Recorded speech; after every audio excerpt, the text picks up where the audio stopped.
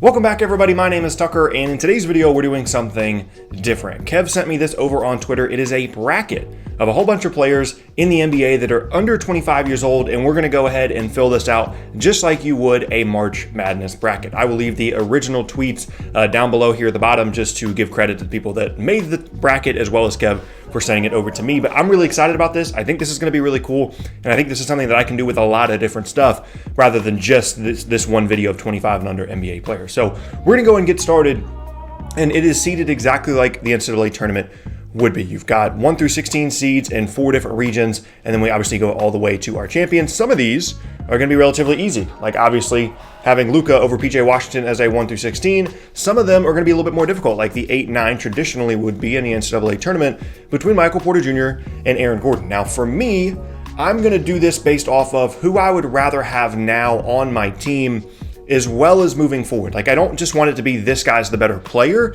because then I think it would be a little bit too binary and it would just be, okay, it's pretty clear who's better. But like, if I'm building a roster, who do I want now and moving forward to put together a group? And for that reason, I'm going to go with MPJ here over Aaron Gordon. We'll just put MJ there, even though it's obviously not Michael Jordan. Moving on now, we've got Jaren Jackson Jr. and Terrence Davis. Pretty easy one for me. Triple J, Jaylen Brown, and Luke Kennard. Again, some of these in the first round are not going to be too difficult, but we're still going to see what we can do. Lonzo Ball, Markelle Fultz. I'm coming around on Lonzo Ball for sure. I wasn't a huge fan of him in LA other than some of the stuff he did defensively, but I think he's a perfect player for what the Pelicans are going to be building there moving forward. So we're going to go with them. Bam Adebayo and Kevin Huerter.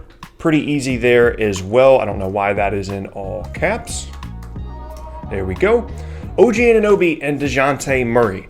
I'm going to go with OG just because I like what he does as an off-ball player and kind of a 3-and-D guy. We're going to have, plenty of stars throughout this list. And I just think OG is a little bit more helpful than DeJounte at the moment. Obviously, he is still trying to recover a little bit from his injury last year as well. Kind of had an up and down year. Next, Trae Young over Furkan Korkmaz. Pretty easy one there. Karl Anthony Towns is going to go over Thomas Bryant. This is a really interesting one, and when I was kind of looking at the bracket, thinking about when I was going to do this video, this was one I really struggled with between Dillon Brooks and Landry Shamet. Neither of them are really an outstanding player. Landry is a little bit more of a role player type guy, and Dillon Brooks has a bigger role in Memphis, but obviously Shamet is on a team that presumably would have been a championship contender for this season. I'm going to go with Shamet just because I don't know. I like, again, it's similar to the OG versus DeJounte Murray thing. I just like a guy that can do some other things other than just like play on the ball. Not that Dillon Brooks can't be an off-ball shooter and scorer. I don't know. I like Landry Shamet a little bit better. Next up, this is going to be the first big upset for me in the entire bracket. I'm going to take Tyler Herro over John Collins. And it's just because even though John Collins is a talented player, a productive player, great athlete, I think that Herro in the long run is probably going to be a better player, and Collins just doesn't have a true fit between being a 4 or a 5, doesn't space the floor well enough to be a 4, isn't big enough to defend at the 5. So I'm going to go with Tyler Herro and our first true upset in this bracket. Next up, SGA over Coby White is a pretty easy one. This is going to be another upset for me, and of all the ones that I don't feel comfortable with in this first round, it's probably going to be this one, but I'm going to go with Christian Wood over Jonathan Isaac. And I'm a little bit worried because Christian Wood is definitely a candidate for the Josh Jackson effect, right? A guy that's turning it on at the end of the year when he's getting more opportunities. Jonathan Isaac just can't seem to stay healthy for whatever reason. I think he's a really good player, but I just haven't seen enough from him over his first couple seasons in terms of health. And I'm going to go with a guy that's trending up right now in Christian Wood. Next up, between Brandon Ingram and Justice Winslow, that one is not difficult at all. Mitchell Robinson and Jared Allen, I felt like these seeds should have been flipped. Like, Mitchell Robinson is a good player, but Jared Allen is simply better overall. I mean, Mitchell Robinson is an incredible shot blocker, but he has a long way to go in other defensive aspects of the game, and I feel like Jared Allen is just a better two-way player, so we're going there. And then Devin Booker, of course, over Malik Monk. Now we go to the other side of the bracket. Some of these are going to be pretty easy. Tatum over Reddish, Malik Beasley, and Brandon Clark. This is tough because Brandon Clark has been a really good, sleeper player out of this draft class, but Malik Beasley has been really, really good ever since he got to Minnesota. I think I'm going to go I think I'm honestly going to go Malik Beasley, and that's not what I would have expected to do beforehand, but that's it's just where we're at. Next up, Jamal Murray and Jalen Brunson. We're going to go Jamal Murray. Russell and Thibault, I'm going to go D'Lo. And I know that, that's not a surprise to some people because they would think that I would pick anybody over Matisse Thybulle because that video I made in the beginning of the season. Thibault's a good player, but D'Lo is obviously better. I don't know why some of these aren't letting me type more than a couple of letters and some are. DeAndre Ayton and Marvin Bagley. This is a really, really interesting one. It's Ayton, and I don't think it's particularly close, but it's just so tough because both of them have had issues staying on the floor, whether it's Ayton with his suspension or Bagley with injury. But I'm going to go with DeAndre Ayton here. John Morant and DeAnthony Melton, that's not, it's not a contest at all there. Miles Turner and Zubac, I'm going to go with Turner. I don't know why it's doing this. There we go. Donovan Mitchell, Terrence Ferguson. We're going to zoom through a couple of these. Ben Simmons, Harry Giles. Of course, we're going to go with Ben Simmons. Colin Sexton and Devontae Graham is the 8-9. I know Colin Sexton has been playing better. I'm going to pick Devontae Graham, though, because of his shooting ability and his scoring ability. I'm going to go with Devontae Graham. Kristaps Porzingis, Kyle Kuzma, not close. It's going to be KP. Domantas Sabonis, Lauri Markkanen. I still like Markkanen, but Sabonis from a production standpoint has to be the pick here. And then Kendrick Nunn and Dante DiVincenzo. I want to go with DiVincenzo. I think he's a really good player, but Nunn has just been so much more productive than DiVincenzo to this point in the season that I feel like I have to go with Kendrick Nunn. De'Aaron Fox and Monty Morris, not a contest at all. We'll go Fox. There we go. Kelly Oubre and Wendell Carter Jr. Kelly Oubre, from a production standpoint, from staying on the floor standpoint, has been better. Moving forward, though, I like Wendell Carter Jr.'s ability to potentially be a Al Horford light type of player, so I'm actually going to go with Wendell Carter Jr. And then last up in this first round, Zion, who's a 2 seed somehow, over Jackson Hayes. So we're going to go Zion there. Okay, so in the first round, not too many upsets. The big ones being Tyler Hero over John Collins, Christian Wood over Jonathan Isaac, and I think those are pretty much it. Some of them were pretty close, but others not so much. Now we go back up over here. We have Luka versus Michael Porter Jr. I feel like Michael Porter Jr. would have had a chance of going on a pretty decent run in this bracket if he wasn't in the 8-9 and came up against a 1 seed in Luka in the second round. Obviously, Luka is going to be moving on. So now he is in the Sweet 16. And now we have Jaren Jackson Jr. and Jaylen Brown. This is where things are going to start to get tough within this bracket. I love Jaren Jackson Jr., so I'm going to pick him because of his versatility, his ability to play the 4 or the 5, the shooting ability. Jaylen Brown, obviously a very good player in his own right. I'm going to pick him. I'm going to pick Jaren Jackson Jr. No disrespect to Jaylen Brown, but moving forward, I feel like that front court versatility between the 4 and the 5, I'd rather have than the 3 and the 4. So Triple J is moving on. Now we have, we're down here, Lonzo Ball and Bam Adebayo. I'm going to go with Bam just because he's the better player right now, but it's a little bit closer in my head than maybe I would have thought it was before I started this bracket. OG Anunoby and Trae Young, I'm going to go obviously with Trae Young, but that next group for Trae between him and Bam is going to be a really interesting one for sure. Karl Anthony Towns over Landry Shamet. Tyler Hero and SGA, I'm going with SGA, even though I love Hero. SGA looks like a future All-NBA caliber guy. Brandon Ingram, Christian Wood, of course we're going with Brandon Ingram. Jared Allen, Devin Booker, we're going with Devin Booker. Jason Tatum and Malik Beasley, it's going to be JT. D'Angelo Russell and Jamal Murray. This is a super interesting one because they're relatively similar players, combo guards, can score more than they can facilitate. Oh man, they're both on max contracts too. This is going to be a really divisive one, probably should be the correct word there. I'm going to go... Oh, man. I think I'm going Jamal Murray here. No, I'm going to go D'Lo. I think he's a little bit better of a scorer than Jamal Murray, and they're both going to struggle defensively, and I think it's just a slightly better scoring arsenal from D'Lo than it is from Jamal Murray, so that's where I'm going there. DeAndre Ayton and Ja, I'm definitely going with Ja. Donovan Mitchell and Miles Turner, that's not close. We're going with, Donovan Mitchell. Ben Simmons and Devontae Graham. Of course, we're going Ben Simmons. Porzingis and Sabonis. These 4-5s are really tough, as they're obviously supposed to be.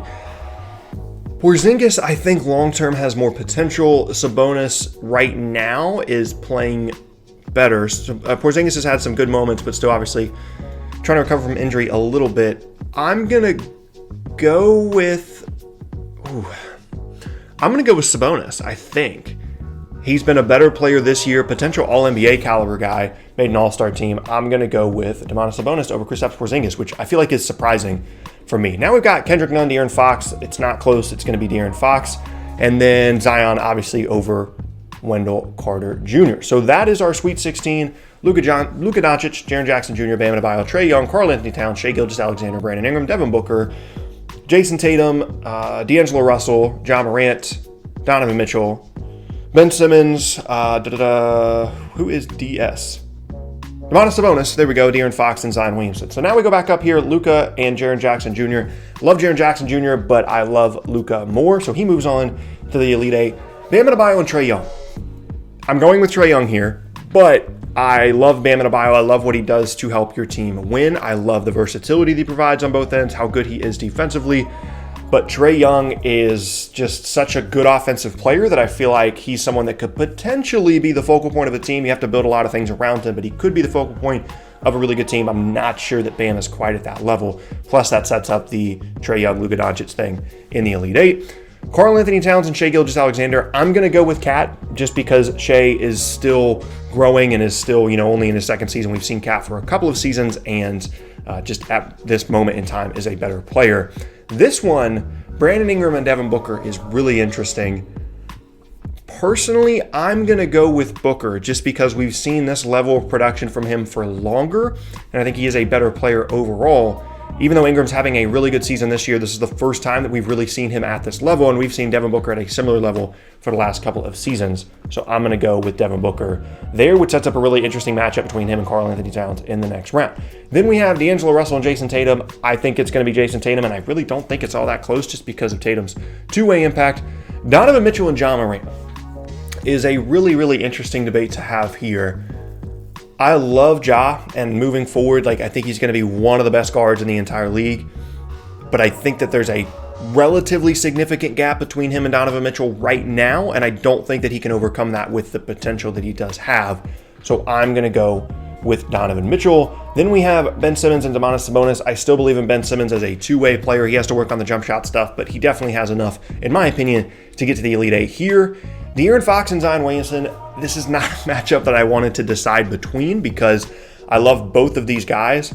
I'm going to go with Zion just because he is so good now. We've only seen it in such a small sample size, but he's been so good in such a small sample size that I just can't deny this next spot for him. Even though I love De'Aaron Fox, I don't want to have to pick him over him, but I'm going to go with Zion here, which gives us our Elite Eight of Luka, Trae, Karl-Anthony Towns, Devin Booker, Jason Tatum, and Donovan Mitchell, Ben Simmons, and Zion Williamson.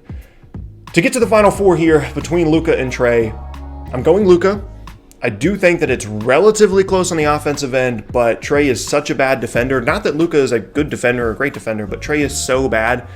Luka is just a better overall player for me. Potential future MVP, I'm going with Luka. There, Karl-Anthony Towns and Devin Booker, I'm going to go with Towns because I think his peaks have been better than Booker's. When he's been at his best, he's been a better player than Devin Booker. Plus, you can find a good amount of guards that can do things similar to what Booker does on the perimeter. You can't find very many big men that can do what Karl-Anthony Towns can do. So from a unique skill set standpoint, I'm putting him in the Final Four.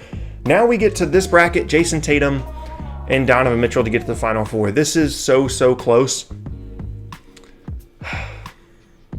This might be recency bias, but I'm going to go with Tatum. He's been playing out of his mind, and I don't know. I think I would rather have the wing that's a really good two-way player than the guard that can be a little bit inefficient, that doesn't give as much defensively. I'm going to go with Jason Tatum. And then Ben Simmons and Zion is probably the toughest decision out of this entire Final Four because I love Zion, and Ben Simmons has plenty of flaws, but he does so many things correctly. And we just haven't seen a big enough sample size from Zion for him to get to the Final Four. So I'm going to go with Ben Simmons, giving us the Final Four of Luka, Karl-Anthony Towns, Jason Tatum, and Ben Simmons. And all four of these guys, I'm just now realizing, were the 1 seeds in their respective brackets. There were some upsets earlier on in the brackets, but for the most part, the ones and the twos made it. Actually, the one and the two made it in every single bracket, I'm just now realizing. So pretty good job seeding here, at least based off of my opinion of these players. Between Luka and Karl Anthony Towns, I'm going to go with Luka just because, I don't know, I think that the way that he impacts his team is much more positive than Towns, and Towns has not been put in a great situation. Rick Carlisle's a really good coach for Luka, but just from what we've seen to this, from what we've seen to this point from a winning standpoint, I'm gonna go with Luka getting to the championship here, going up against either Jason Tatum or Ben Simmons. Oh, this is so tough. I'm gonna go. It's because it depends on the situation, right? Like if you have all these shooters around Ben Simmons, I think he can be such a devastating player on both ends of the floor. As of right now, he's so impactful on the defensive end and the offensive end when he's put in the right positions, but in Philly, he hasn't necessarily been able to show everything offensively, while Tatum has been on such an upswing lately and looks like a guy that, you know, could be an all-NBA caliber player. I'm probably going to end up being a prisoner of the moment here, but I'm going to go with Jason Tatum in the championship against Luka, and this is not that difficult for me. I love how good Luka is. I think he's going to be a potential MVP down the road, which makes him the champion of this bracket. So there you have it. Overall, there was a lot of actually really tough decisions to be made in there. I did not expect that at all. This was fun though. This was a really interesting exercise. Rather than ranking guys 1 through 15, evaluating them head-to-head, one-on-one, I came to some interesting conclusions that I didn't even expect to throughout this. Creative Cloud has some updates. I came to some really interesting conclusions that kind of surprised even myself throughout this, like picking Domantas Sabonis over Kristaps Porzingis, picking Tyler Hero over John Collins. Like there's some upsets in here, but obviously there's not going to be as many as like your typical NCAA tournament. But yeah, that's going to be the end of today's video. And under 25 NBA players March Madness style bracket. If you guys have any more of these that you would like to see me do, whether you want to create them yourself and send them to me over on Twitter, or I can create them as well. I think this is really fun. I hope it's really cool for you guys. I hope you enjoy it. And yeah, that's going to be the end of today's video. And I thank you all very much for watching. Once again, my name is Tucker. If you missed any of my previous videos, then be sure to check out the boxes on screen. Thanks again, and I'll see you all next time.